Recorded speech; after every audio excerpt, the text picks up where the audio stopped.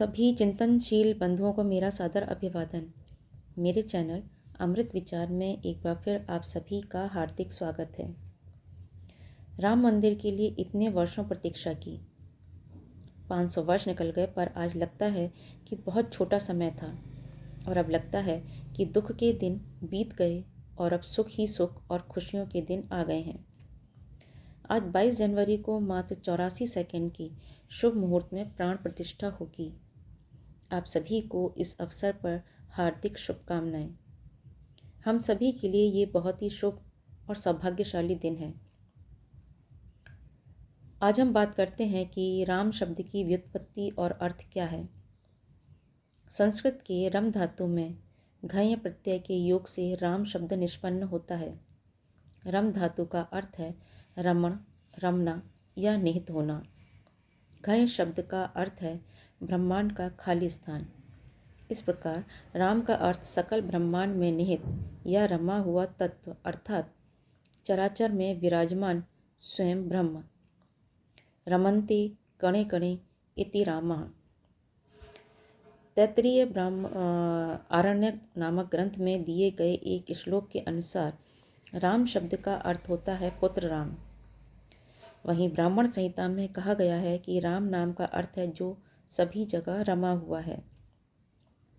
इस बात का वर्णन इस श्लोक में है, रमन्ते सर्वत्र इति रामः। शास्त्रों में कई ऐसे श्लोक मिलते हैं जिसमें राम नाम के अर्थ और महिमा का वर्णन किया गया है। शास्त्रों में निहित एक श्लोक के अनुसार रमन्ते योगिना अस्मिन् सा रामम उच्यते, अर्थात योगी ध्यान में जिस शून्य में रमते हैं उसे राम कहते हैं। कई विद्वानों ने राम नाम का अर्थ मनोज्ञ भी माना है। यह मनोज्ञ का अर्थ है जो मन को जानने वाला हो। कुछ लोगों ने राम नाम का अर्थ बताया है कि जो आनंद लेने वाला हो या फिर जो संतुष्टि देने वाला हो वही राम है। कुछ विद्वानों ने राम नाम का संधि विच्छेद किया और उसका इस प्रकार अर्थ निकाला, रा से रसातल, आ से आकाश, म से मृत्युलोक, अर्थात जो पाताल, आकाश और धरती का स्वामी है वही राम है।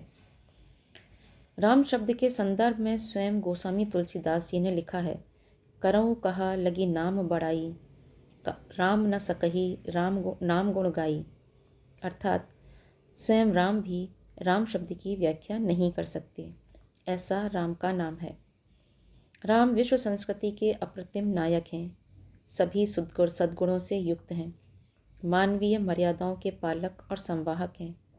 अगर सामाजिक जीवन में देखें तो राम एक आदर्श पुत्र, आदर्श भाई, आदर्श मित्र, आदर्श पति, आदर्श शिष्य के रूप में प्रस्तुत किए गए हैं। अर्थात समस्त आदर्शों में एकमात्र न्यायादर्श राम है।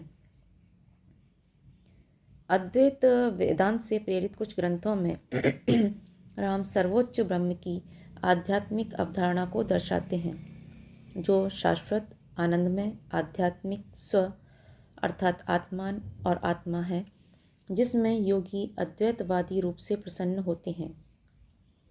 राम शब्द का मूल राम है, जिसका अर्थ है रुकें, स्थिर रहें, आराम करें, आनंदित हों और प्रसन्न हों। राम एक वैदिक संस्कृत शब्द है जिसके दो प्रासंगिक अर्थ हैं। इसका पहला अर्थ है गहरा, गहरे रंग का और काला, और यह शब्द रात्रि या रात या ब्रह्मांड से संबंधित है।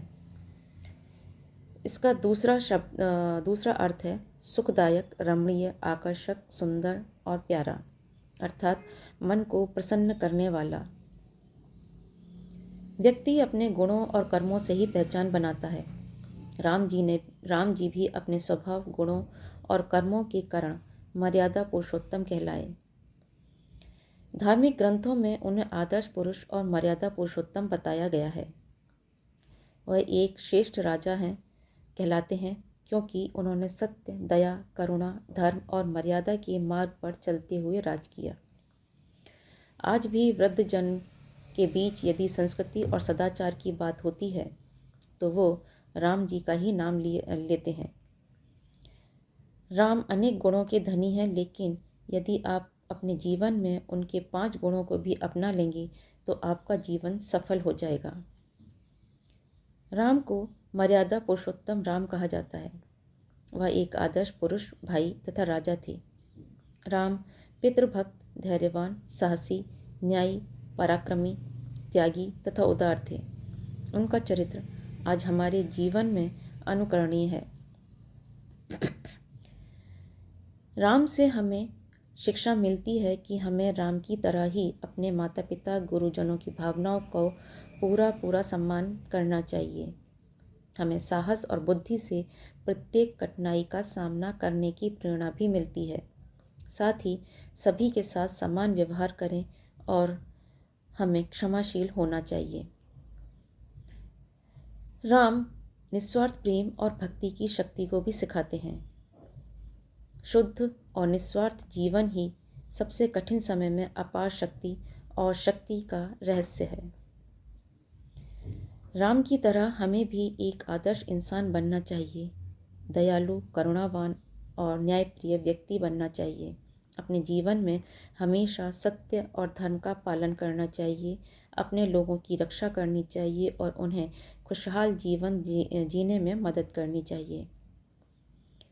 राम प्रतीक है धर्म का। धार्यति असौ स धर्म, अर्थात हमारे अस्तित्व को धारण करे वह धर्म है। जिससे हमारा अस्तित्व है और जिसके अभाव में हम अपनी पहचान खो देते हैं, वह नियामक तत्व धर्म है। हम मानव हैं, हमारा धर्म मानवता है। यह मानव धर्म हमारी सोच, विचार, मन और आचरण से निःसृत होता है। इसलिए इसका नाम है राम। रम्यते इति रामा, अर्थात जो हमारे शरीर में अंग प्रत्यंग में रम रहा है वही राम है और वही धर्म है। जय श्री राम।